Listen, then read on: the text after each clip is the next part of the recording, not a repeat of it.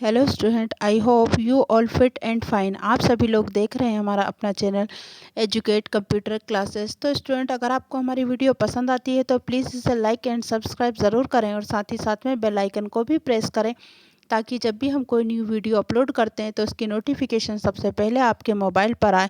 तो स्टूडेंट, आज के हमारे इस टॉपिक में हम आपको समास के बारे में पढ़ाएंगे, जो 10th क्लास के एग्ज़ाम के पेपर में आता है। तो स्टूडेंट, यहाँ पर सबसे पहले हम समास की डेफिनेशन बताएंगे, मतलब उसकी परिभाषा, और उसके बाद उसके बारे में बताएंगे। तो यहाँ पर स्टूडेंट लिखा है समास में कि दो या दो से अधिक शब्द मिलकर एक नया संक्षिप्त शब्द बनाते हैं, उस मेल की क्रिया को समास कहते हैं। मतलब जब दो या दो से ज़्यादा शब्द मिलकर एक नया शब्द बनाते हैं तो उसके जो मेल होता है उसको क्या कहते हैं? हम समास कहते हैं उस क्रिया को। समास 6 प्रकार के होते हैं। जैसे नंबर फर्स्ट पे हमारा द्वंद्व समास, जिसमें दोनों पद प्रधान होते हैं, इसमें और शब्द का लोप होता है। कहाँ पर? जैसे दो शब्दों के बीच में और होता है। तो जैसे उदाहरण, माता पिता, तो उसका क्या होगा? माता और पिता। रात दिन, मतलब रात और दिन। दया धर्म, यानी दया और धर्म। नमो निशान, यानी नाम और निशान। भीतर बाहर, भीतर और बाहर। पाप पुण्य, पाप और पुण्य। राजा रानी, राजा और रानी। अन्य जल, अन्य और जल। खाना पीना, खाना और पीना। जलवायु, जल और वायु। गंगा यमुना, गंगा और यमुना। मतलब क्या है? जिसमें और शब्द होता है। मतलब जैसे अगर हम बोलते हैं भीतर और बाहर बोलते हैं, या माता पिता, या माता और पिता, तो जो और वर्ड जिसमें आता है वो हमारा क्या कहलाता है? द्वंद्व समास। इसके बाद हमारा सेकंड नंबर है अव्ययी भाव समास, जिसमें पहला पद अव्यय होता है। जैसे उदाहरण, यथाशक्ति, यानी शक्ति के अनुसार। प्रतिदिन, प्रत्येक दिन। यथाविधि, यानी विधि के अनुसार। आमरण, यानी मरण तक। आजन्म, यानी जन्म पर्यंत। यथामति, यानी मति के अनुसार। हाथों हाथ, एक हाथ से दूसरे हाथ। यथा साध्य, यानी साध्य के अनुसार। याव जीवन, यानी जब तक जीवन है। निडर, यानी बिना डर के। तो स्टूडेंट, ये हमारा कौन सा? अव्ययी भाव समास है। फिर इसके बाद है बहुव्रीहि समास, जिसमें दोनों पद प्रधान ना होकर तीसरे पद की विशेषता बताते हैं। इसमें क्या होता है? जो दोनों पद हैं वो प्रधान नहीं होते हैं, इसमें किसी तीसरे पद की विशेषता बताते हैं। जैसे पंचानन, यानी 5 है आनन, जिसके अर्थात सिंह। लंबोदर, यानी लंबा है उदर, जिसका अर्थ गणेश। दशानन, 10 आनन हो जिसके, जिसके रावण। नीलकंठ, नीला है कंठ, जिसका अर्थात शंकर। चक्र प्राणी, यानी चक्र है हाथ में, जिनके अर्थात विष्णु। त्रिलोचन, 3 नेत्र हैं जिनके, अर्थात शंकर। चतुर्भुज, 4 है भुजा जिनकी, अर्थात विष्णु। पीताम्बर, पीले वस्त्र हैं जिनके, अर्थात कृष्ण। दशामुख, 10 हैं मुख, जिसका अर्थात रावण। चौमासा, यानी 4 हैं महा, जिसमें अर्थात वर्षा। मृगलोचनी, नेत्र हैं मृग के समान।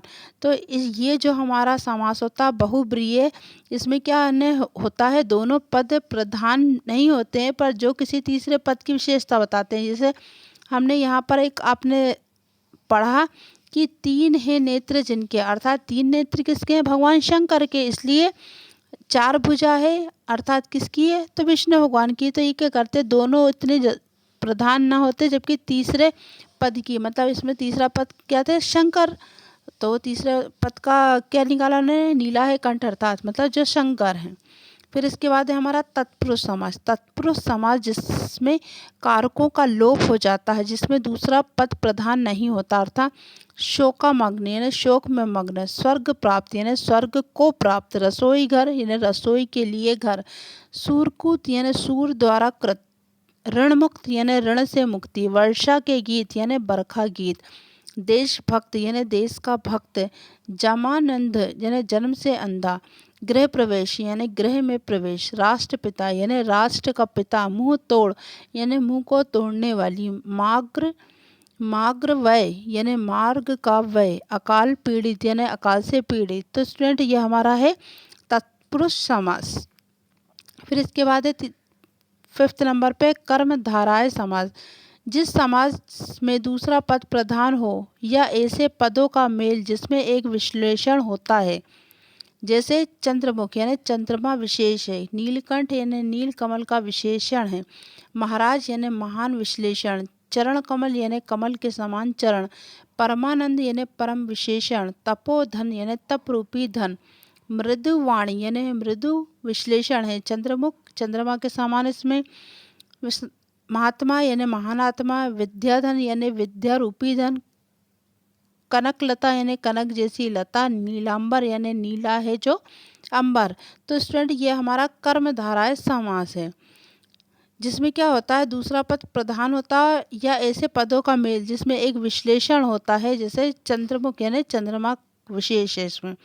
फिर अगला है हमारा 6 नंबर का दृगु समाज। यहाँ जहाँ पहला पद संख्यावाची हो उसे दृगु समास कहते हैं। उदाहरण, चौराहा यानी 4 राहों का समूह, पंचवटी यानी 5 वटों का समूह, सप्तऋषि यानी 7 ऋषियों का समूह, दोपहर यानी 2 पहरों का समाहार, पंचरत्न यानी 5 रत्नों का समूह, नवग्रह यानी नवग्रहों का समूह, सतसई यानी 7 सैकड़ा, त्रिवेणी यानी 3 वेणियों का समूह, नवरत्न 9 रत्न, अष्टाध्यायी यानी 8 अध्यायों का समाहार, पंचतंत्र यानी 5 तंत्रों का समाहार। तो ये कौन सा हमारा समाज है? द्विगु समाज। जहाँ पहला पद संख्यावाची है उसे द्विगु समाज कहते हैं। संख्या इसी जैसे चौराहा, पंचवटी, सप्तऋषि, पंचरत्न, नवग्रह, त्रिवेणी, ये सब हमारे क्या है संख्यावाची, और जो जिसमें पहला पद संख्यावाची होता है उसे द्विगु समाज कहते हैं।